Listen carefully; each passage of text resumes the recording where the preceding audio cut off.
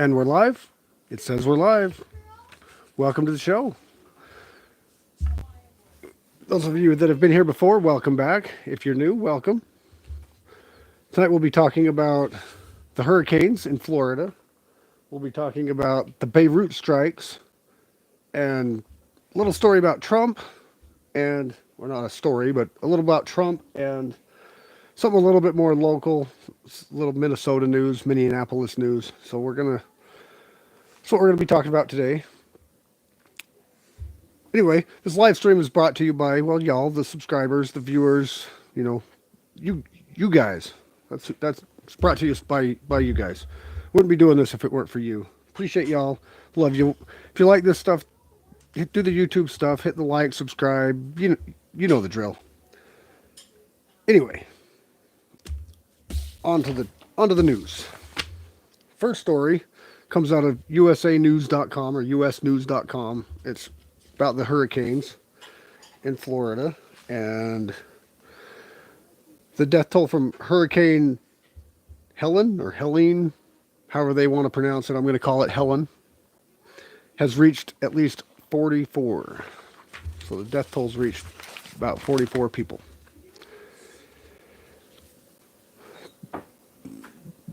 Among those killed were 3 firefighters, a woman and her 1-month-old twins, and an 89-year-old woman whose house was struck by a falling tree.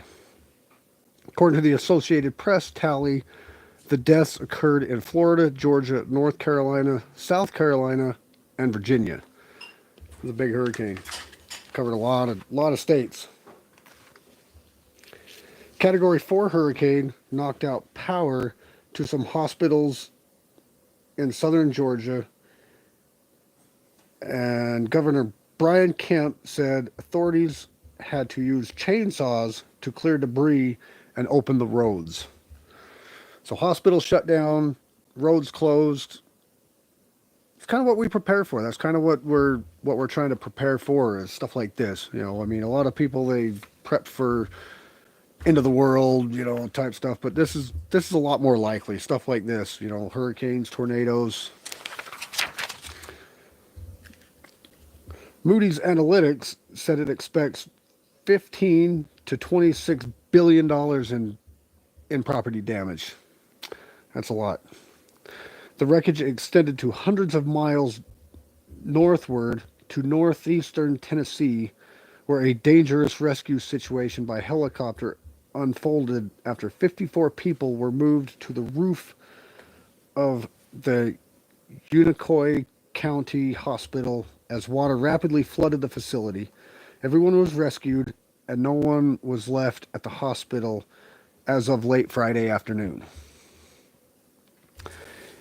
In North Carolina, a lake featured in the movie Dirty Dancing overtopped a dam, and surrounding neighborhoods were evacuated. Although there were no immediate concerns it would fall. People also were evacuated from Newport, Tennessee, a city of about 7,000 people, amid concerns about a dam near there, although officials later said that the structure had not failed as of yet. Well, that's good. The dam hasn't failed as of yet. Well, I'm sure it'll be all right by the time, by now it's probably fine if it hasn't failed already. Tornadoes hit some area, including one in Nash County, North Carolina, that critically injured 4 people. Atlanta received a record 11.12 inches of rain in 48 hours, the most the city has seen in a 2-day period since record keeping began in 1878.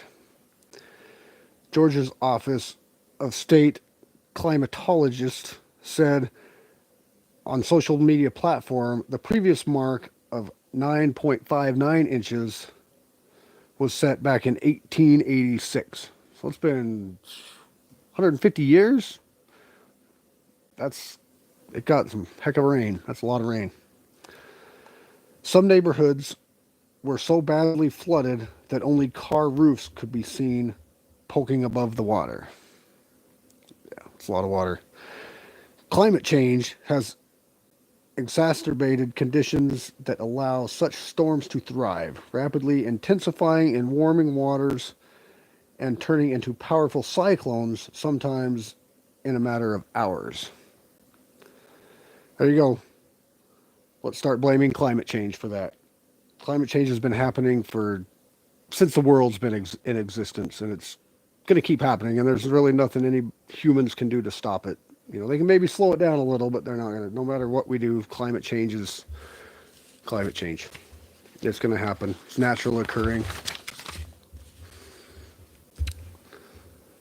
When Lori Lidditt pulled onto her street in Deckle Beach, Florida, after Helen plowed through, she couldn't see her roof line of her home beyond the palm trees. It had collapsed, torn apart by pounding storm surge, one corner still precariously propped up by a pilling.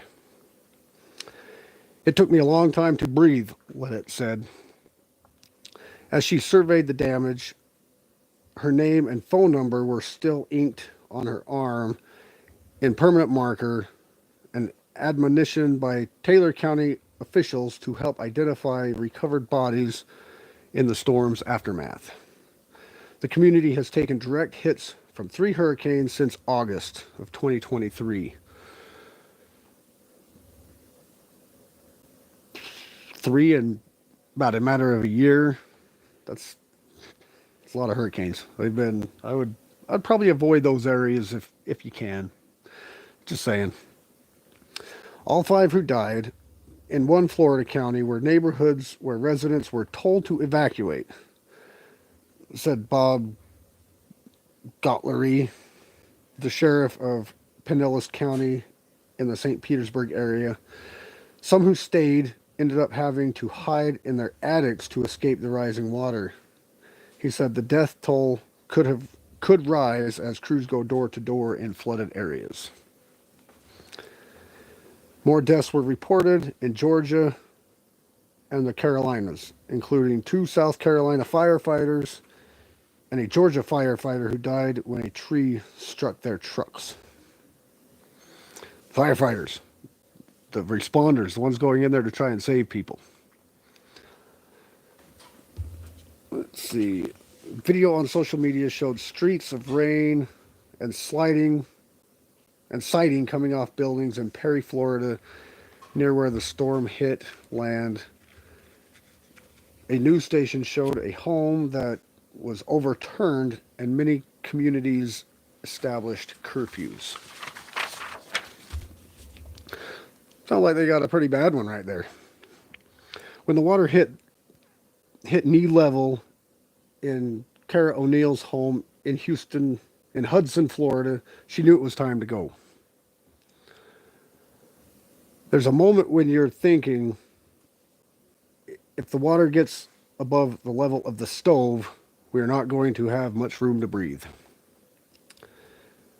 She said. President Biden said he was praying for survivors, and the head of the Federal Emergency Management Agency headed to the area. Agencies deployed 1,500 workers, and they helped with 400 recovered people. 400 rescues late that morning. So they're trying, but there's been a lot of rescues. There's, 44 people died. It's pretty big storm. Category 4. It wiped out a lot. Seen pictures on the news. It's definitely taking its toll on people. I would probably try to avoid that area by all means.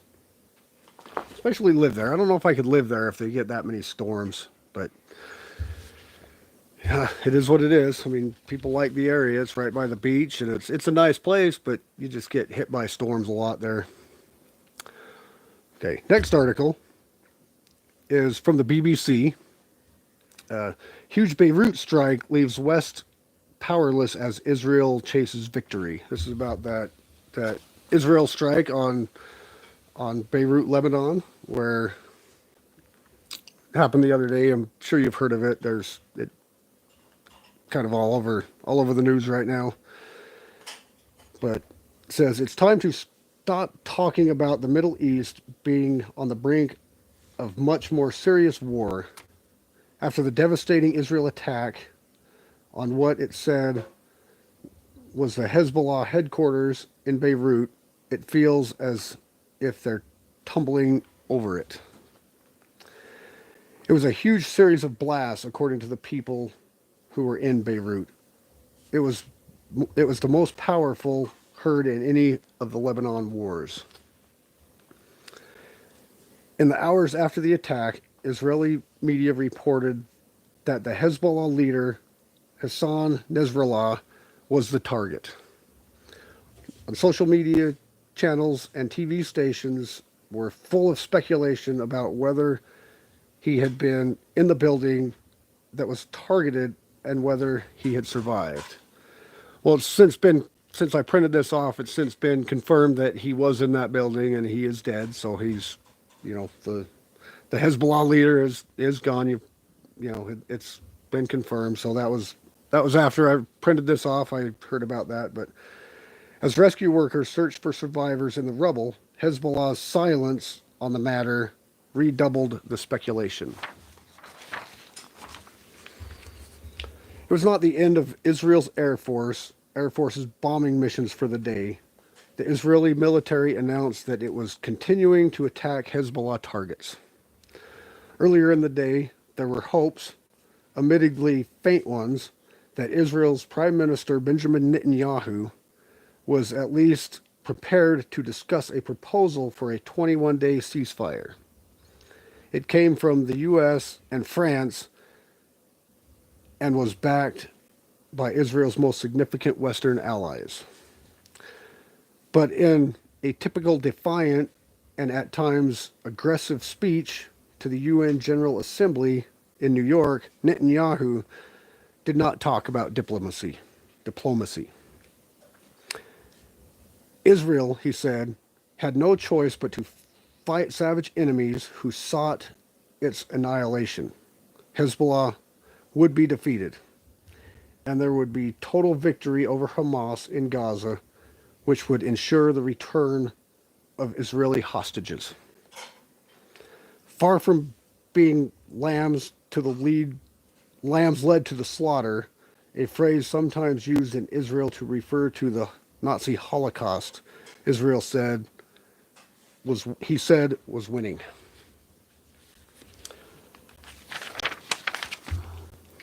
Huge attacks in Beirut that occurred as he finished his speech was an even more emphatic sign that the truce in Lebanon was not on Israel's agenda.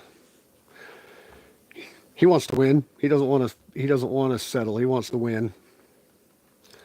It seems more than feasible that the attack was timed to follow up Mr. Netanyahu's threats that Israel could and would hit its enemies wherever they were.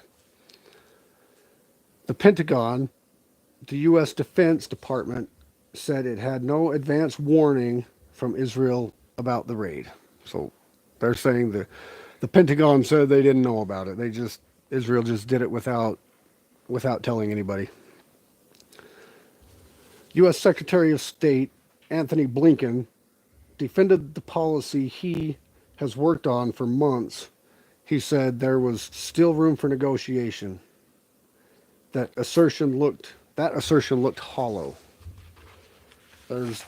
Sometimes you can't negotiate with terrorists. When they just want to kill you, there's no really negotiating with them. They don't want to sit there and just talk about it. They want to do something. They want to defend themselves, and I don't blame them. The Americans have few levers to use against any side. They cannot, by law, talk to Hezbollah, Hamas, as they are classified as foreign terrorist organizations. With the U.S. elections only weeks away, they're even less likely to put pressure on Israel as they have been in the last year. Powerful voices in Israeli government and military wanted to attack Hezbollah in the days after Hamas attacked last October. They argue that it could deal their enemies in Lebanon a decisive blow. The Americans persuaded them not to do it, arguing that the trouble it might set off across the region offset any potential security benefits for Israel. Sounds like we got weak leadership that just wants to just talk it over, just talk. Let's just talk about it. We don't need a bomb. We don't need to, I know you bombed us, but we're just gonna let's talk about this. No, he wanted to bomb them back. I don't blame him, but we're their allies. We're their main supporter, main ally. So they kind of, but apparently he just got sick of it, sick of waiting for the U.S. to do something about it. So he just took care of it himself. But in the course of the last year, Netanyahu has made a habit of defying President Joe Biden's wishes about the way Israel is fighting. Despite providing Israel with the aircraft and bombs used in the raid in Beirut, President Biden and the team were spectators.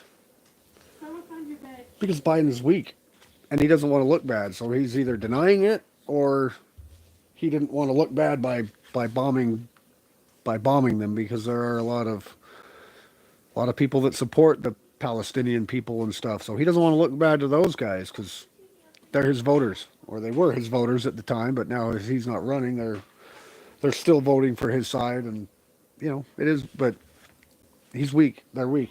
Our military is our government is weak. All right, one more page.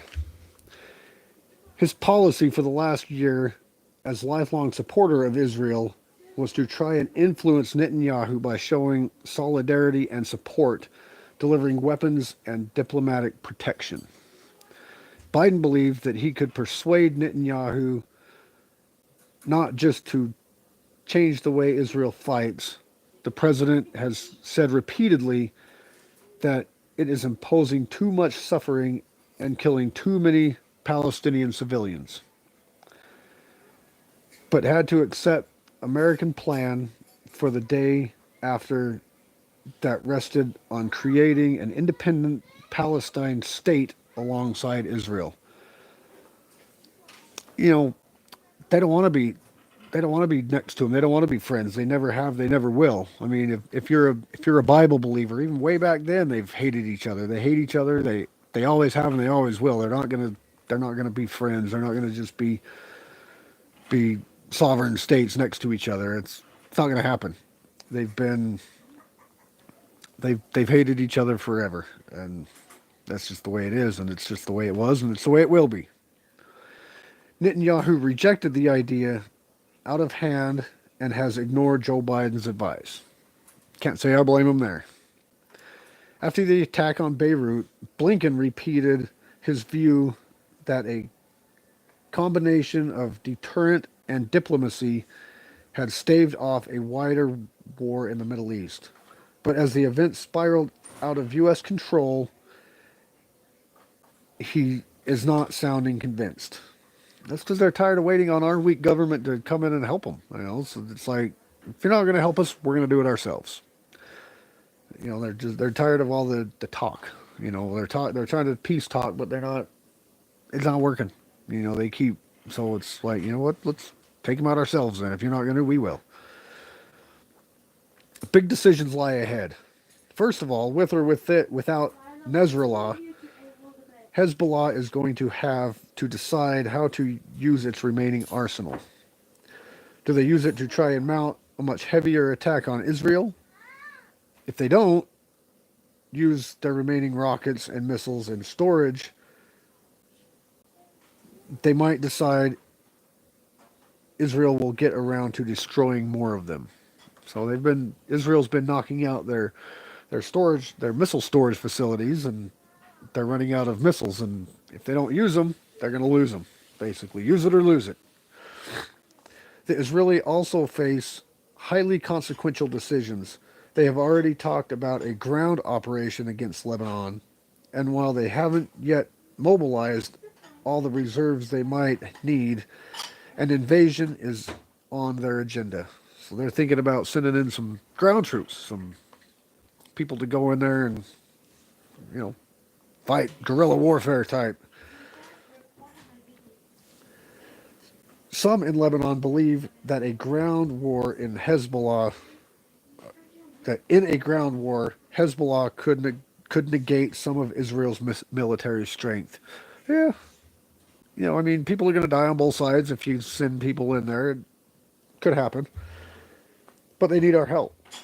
We're their allies, and our weak leadership just they're more worried about like the Ukraine and Russia war. They're not worried about this one. They're worried about the Ukraine, and Ukraine's really not even a NATO country. They're just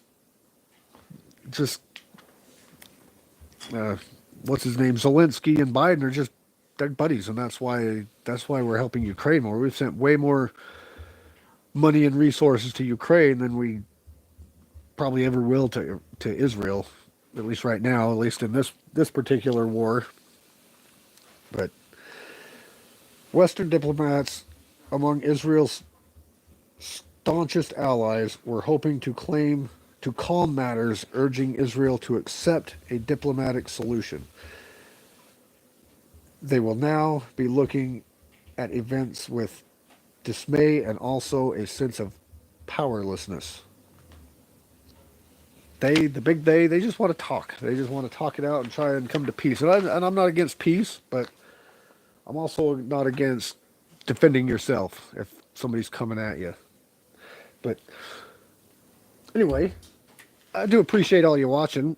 Those of you that are new, like I said, welcome back. If you feel like it, hit that subscribe button. Do me a favor. Hit that button. Do the YouTube stuff. You know the drill. Also wanted to talk to you about this one little thing here that I got. It's just one of the knives I carry. Sometimes it's the Gerber Principle. Sorry, there's kind of the lighting's not that great in here today, but it's the Gerber Principle. I'm not sponsored by Gerber at all, and nor do I sell Gerber. It's just one of the knives I use. I'll leave a link down below when the video's posted to get one of these. It'll be an Amazon link. I am an Amazon affiliate, but not a Gerber affiliate or anything. So if you decide to, it's an excellent knife, one of their better knives. It's made in America. Can't really see that, but it is one of the made in America knives. It's the Principle.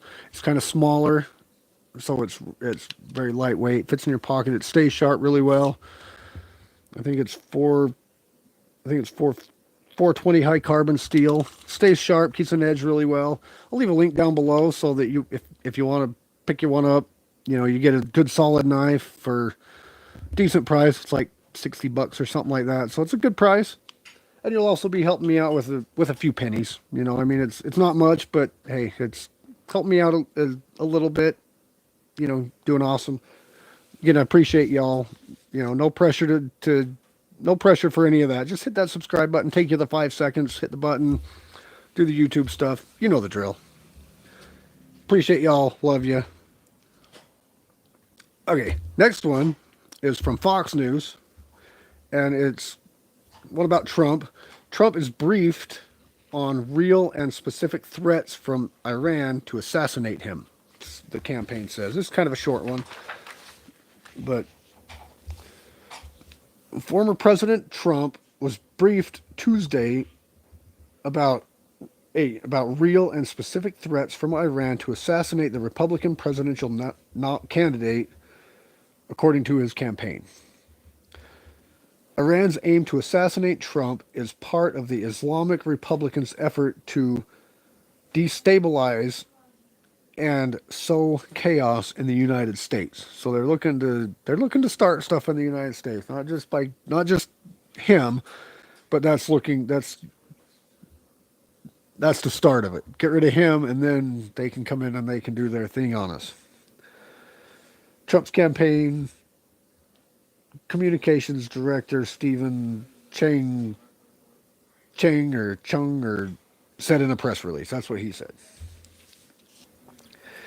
Intelligence officials have identified that these continued and coordinated attacks have heightened in the past few months, and law enforcement officials across all agencies are working to ensure that President Trump is protected and the election is free from interference, Chang said. Make no mistake, the terror regime in Iran loves the weakness of Kamala Harris and is terrified of the strength and resolve of President Trump. He will let nothing stop him to get in his way to fight for the American people and make America great again. That's that one, but I I believe that. I believe that someone else is behind it. I don't, whether you believe it might be the Democratic Party or whatever, or Iran or whatever. I think they're going to keep trying until they get him. And YouTube. I'm not saying I'm going to, but eventually, I feel if he's not careful, they're gonna eventually find somebody that knows how to shoot a gun. Just saying. I'm not saying I'm going to do anything. Not even close. But if he's not careful, because he's out golfing, he's out doing his thing, like nothing's like there's no big deal. Right now, he's the most targeted man in the world, and it's if he keeps doing what he's doing, it's just a matter of time. And it's unfortunate, but I don't wish that upon anybody. I may not like Joe Biden, I may not like Kamala Harris, but I would never wish them dead. It's if they win, they win. If they lose, they lose. Just be done. But somebody. It's clear that someone's trying to take him out, and around the world, they don't want him in because they know that things are going to change in the whole world if he takes over, because he doesn't put up with it like the other ones do. They just want to talk. They just want to, we'll be friendly and kind. And, there's nothing wrong with being friendly and kind when needed. But when you need to be a little bit more on it, you need to be a little bit more on it.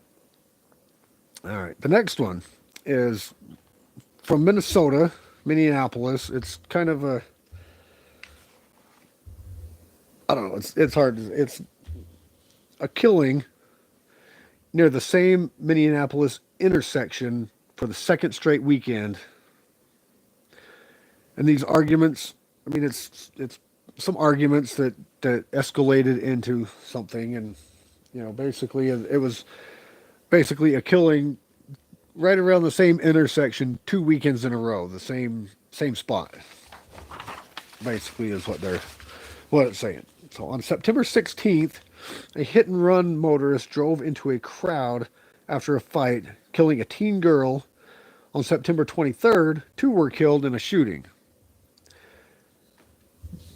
2 were killed and 3 wounded, including 2 teen girls, in a shooting early Saturday morning, around the intersection Hennepin and 5th, downtown Minneapolis. It was the second straight weekend that a killing took place around that intersection. The previous Saturday, a 16-year-old girl was killed after a hit-and-run driver plowed into a crowd following a late-night fight. They don't fight like they used to. They have to kill people now when they fight. It used to be, let's fight it out. But not anymore. But in regards to the latest killing, Minneapolis Police Assistant Chief Katie Blackwell said 5 families had their lives changed last night, and our hearts go out to them. It's extraordinarily tragic. Sorry about that. Blackwell added to the situation, these arguments escalate into violence so quickly. And they can, especially with young people, and, they're out there, it can escalate fast. Investigators told KMSP, the radio station, there's no apparent connection between the 2 incidences. Maybe there is, maybe there isn't. I don't know, but it's just coincidence, same intersection, maybe, I guess. But that hasn't eased the minds of at least one local business owner. It happened 2 weeks in a row. Why couldn't it happen 3 weeks in a row? Daniel Stensgaard, owner of Daniel's Custom Clothing, a high-end clothing store overlooking the intersection, asked the station. So basically, what's going to stop it from continuing to happen? I just don't even feel comfortable anymore. He said, about the city, noting that he's planning to relocate his shop in 45 days. So he's out of there. He's moving. He's not sticking around. It's sad that I'm reading about 14, 16, and 17-year-olds. I mean, they're just kids, just young kids. He added to the station, crime on Herpin Avenue has always been a bit atrocious, but nothing like this. You're not going to have downtown Minneapolis recover until you have safe streets and clean streets. In regards to the latest killing, KMSP said police recovered a gun at the scene of the shooting and arrested one person for rioting. So they still haven't caught the guy that did the shooting, but they did recover the gun. Maybe they'll have fingerprints or something to go, but they did arrest somebody for rioting. That's surprising in Minneapolis. They usually don't mind that. Remember 2020? Concerning the previous killing on September 14th, officers responded to a report of a hit-and-run crash on 5th Street north at Hennepin Avenue around 12:23 a.m., and police said a female suspect drove in reverse on Hennepin, then drove the wrong way on 5th Street into a crowd. 6 people were taken to Hennepin Healthcare, including a 16-year-old girl who later died. Another victim sustained life-threatening injuries, while a handful of others suffered less serious injuries. This world's getting crazy. I mean, and it's just going to keep getting worse. It's just the way it is. It's crazy world out there. Kids are killing kids. Kids are getting killed. Kids are, I mean, I guess, what are they doing out so late? Well, they're allowed to be out late, but, it's on weekends, Saturday night. That's what kids do. They go out and they have fun. They party. But when they get in fights, they escalate. And, nowadays things happen. Like I said, when I was a kid, let's do this. You get a broken nose or a broken jaw, you go home. You go to the hospital, you get it popped back in place, and you're on your way. Now you get in an argument, you're lucky to be alive anymore, or somebody. Innocent people or whatever. I mean, it's getting crazy, especially in these big cities. Minneapolis, Chicago.